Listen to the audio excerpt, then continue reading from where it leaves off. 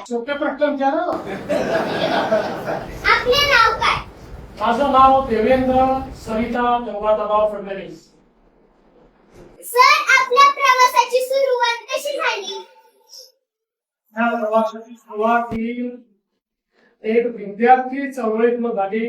ते मागे विद्यार्थी परिषदेमध्ये विद्यार्थ्यांचे प्रश्न सोडवत मी इकडे आलो.